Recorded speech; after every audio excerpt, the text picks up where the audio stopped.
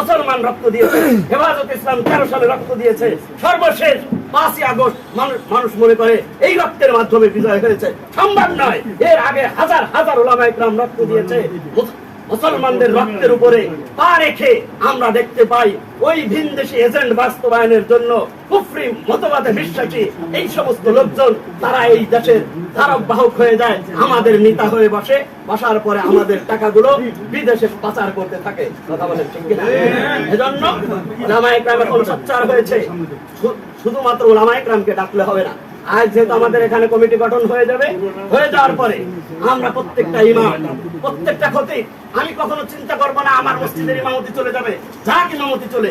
আল্লামা মামুনুল হক রাহমাতুল্লাহ আলাইহি আমার উস্তাদরা বসা রয়েছে, প্রত্যেকটা মানুষের ছোট হোক চাই বড় হোক, সে যদি তার কোরবানি দিয়ে দেয় আল্লাহ পাক রব্বুল আলামিন তার জাযা দিয়ে দিবেন। আল্লামা মামুনুল হক যেই কোরবানির প্রয়োজন ছিল সেই কোরবানি দিয়ে দিয়েছেন। দিয়েছেন কি দিয়েছেন না? অবশ্যই কোরবানি দিয়েছেন। যার কারণে এখন কোনো মাইকের দরকার হয় না, মিটিং এর করার দরকার হয় না। আল্লামা মামুনুল হক সাহেব দেশের যে কোনো প্রত্যন্ত অঞ্চলে যদি চলে যায়, পঙ্গপালের মতো মানুষ তার পিছনে ছুটে যাচ্ছে।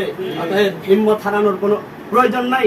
আমরা আগামীর স্বপ্ন দেখছি, এই দেশ হবে বৈষম্যহীন দেশ, এই দেশ হবে ইসলাম পন্থীদের দেশ, এই দেশ হবে কোরআন সুন্নাহর দেশ। এজন্য আজ এখানে কমিটি গঠন হবে। আমাদের মুরব্বীদের পক্ষ থেকে যেভাবে দায়িত্ব দেওয়া হবে সেই দায়িত্বকে আমরা সাধুবাদ জানিয়ে আমরা সামনের দিকে কাজ করব। একটাই উদ্দেশ্য থাকবে, ইম্মা শরিয়া ওয়া ইম্মা শাহাদা। হয়তো আমি শরিয়াত কায়েম করব অথবা আমি শাহাদাত বরণ করব। এখানে গতানুগতিক কোন সংগঠন নয় যে আমি করে বাড়ি যেয়ে বসে থাকলাম, বছরে একদিন ডাকলো ভাতা আসবে, আমি উপস্থিত হয়ে একটা সই দিয়ে ভাতা নিয়ে চলে গেলাম।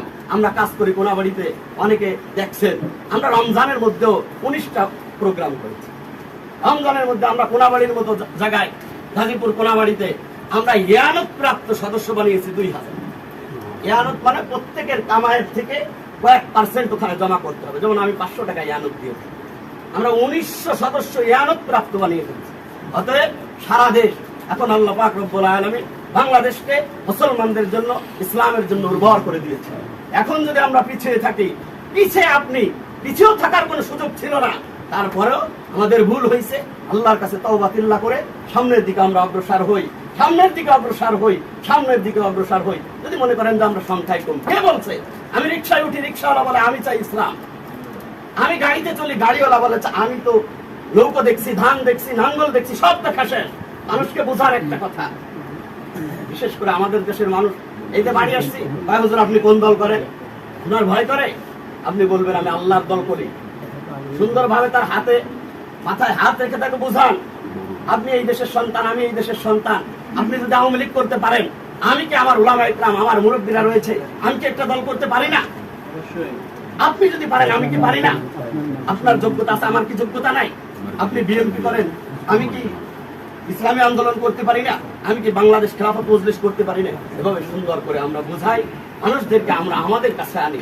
একটু বেশি কথা বলবে, এটা স্বাভাবিক, এটা স্বাভাবিক। এজন্য অনেক কথা হয়েছে, যদি কোনো ভুল ত্রুটি হয়ে থাকে সকলে ক্ষমা সুন্দর দৃষ্টিতে দেখবেন, এই বলেই আমি আমার